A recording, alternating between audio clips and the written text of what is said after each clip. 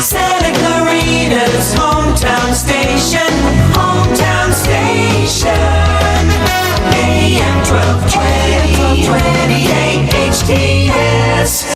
Hey, welcome back to the show. Arif Halaby, Total Financial Solutions Special Edition with KHTS. This hour of the program, as we finish up a total of 3 hours altogether today, talking about your city council candidates, these folks, the character, the integrity, the background that they have to serve you.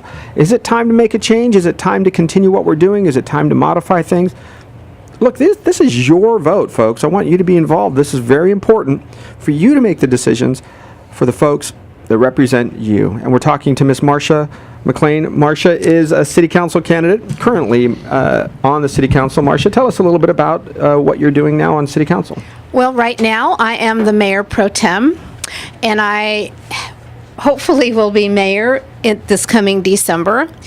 I have been on the city council since 2002. And 2002, 12 years. Yes. Okay. And I served as mayor in 2007 and mayor in 2011. Okay, so you have a history already with city council. What makes, why would somebody vote for you to go back? What is it that you haven't done yet that you think you can get done in the next term? What is it that is missing? Right. Well, I am a full-time councilwoman, and I am available to citizens to answer questions. I answer all of my own emails and phone calls. That is one thing. For the future, I still have a lot of work to do. I have brought a lot of new and exciting programs back to the City Council because of my work on regional boards and commissions and JPAs and such. So What's a JPA? Joint JPA, thank you. What does it do? Yeah. Yeah. It's a joint project association. In other words, Okay. it's made up of various entities all over the county or Or the state, I guess. Or yes, the state. So these joint programs, if I may, bring in various entities from various levels up and down from the state, city, county, sometimes. Yes. And they address a particular issue. Is that right? Yes, and it's made up of different people from all levels of government. Yes. From the council to state legislators to federal legislators, and I think that's a very valuable entity to bring back to our city council with everything that's going on in the region. You've been very involved then in bringing major transportation projects in other areas. Yes. What's your passion? What do you like? What have you been able to do? Well, for the past 10 years, I have been talking to people in order for us to be able to take a train directly to the Burbank Airport. Deal. We have not been able to do that from our Metrolink line, and I am extremely happy to say that this next spring they are opening up a brand new station at Bob Hope Airport, which will allow us to get on our trains and go directly to the airport. And I feel I played a very large part in that, and I'm very, very proud of that. Folks, if you've ever traveled, I go often to the Burbank Airport. I am a regular traveler there. I probably visit that airport 12 to 15 times a year. No kidding. So I know my little tricks, where to park, where to go. It would be interesting to see, one, the time element, how long does it take? And of course, it's not going to run every 10 minutes. It's going to run certain times a day. But so I don't know how that would work.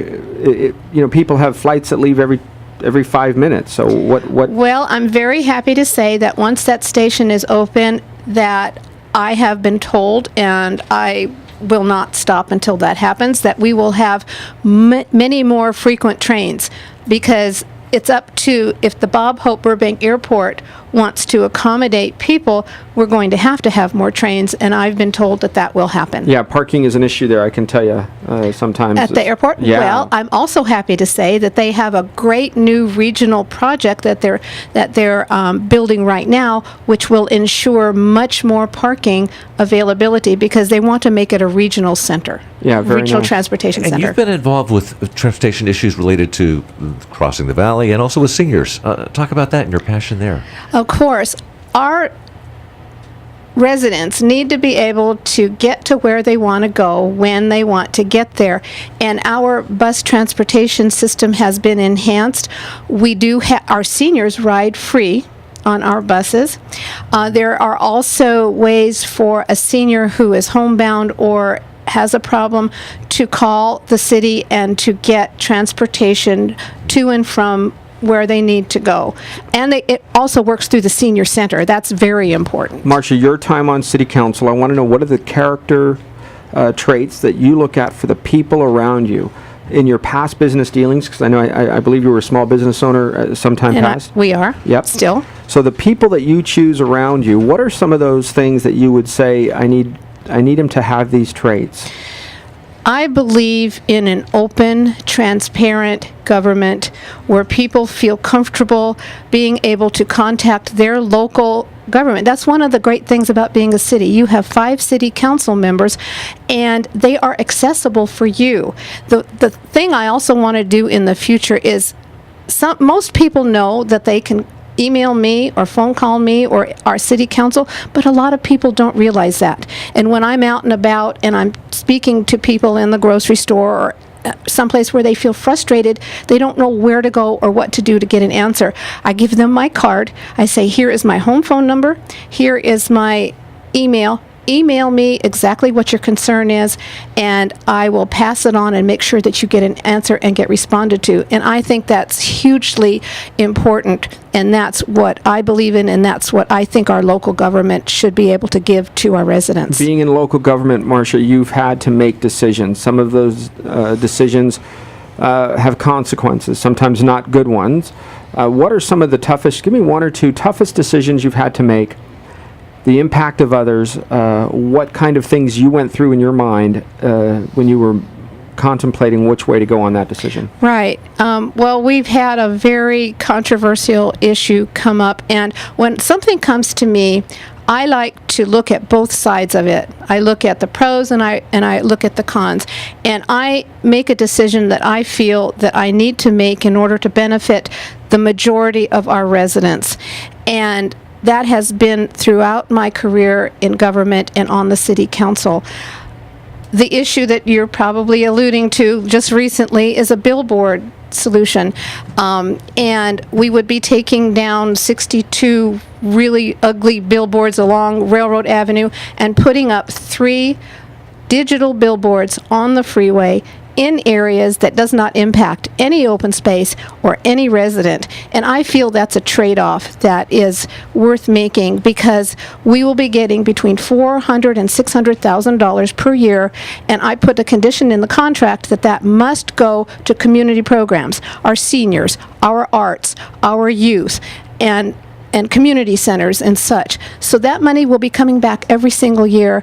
And But Marcia, the billboards, nobody wants to see something when they don't want to see it. But if there's Right. something interesting, this is the problem with the billboard issue. And I didn't bring it up with Miss West just because it didn't come up. But think of it this way.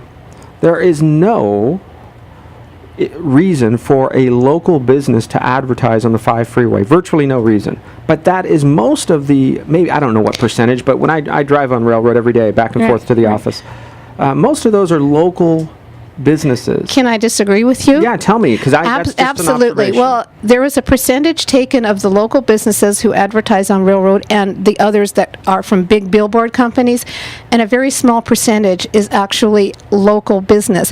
There are some, and I agree with you, and we have stated we really want the directional signs which shows an arrow pointing to a business that can't be seen from the street, to allow those to remain.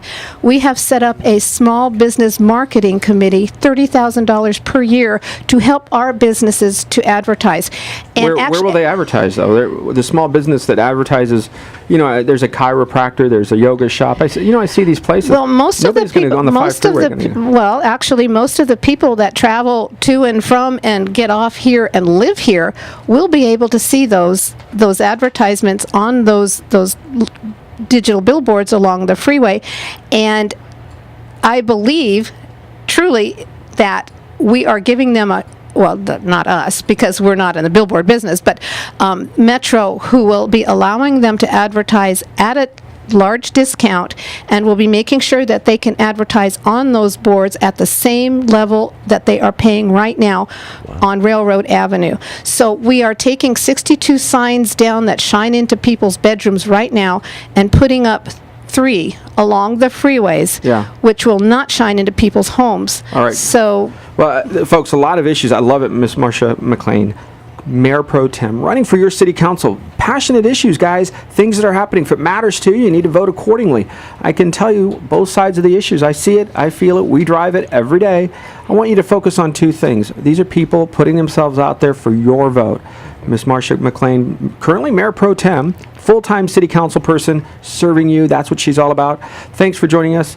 We'll be right back, folks, as we continue with other candidates wanting to serve you. You're listening to me, Arif Halaby, along with Mark Murphy on Total Financial Solutions, along with KHTS, Santa Clarita Valley Candidate City Council Candidate Forum.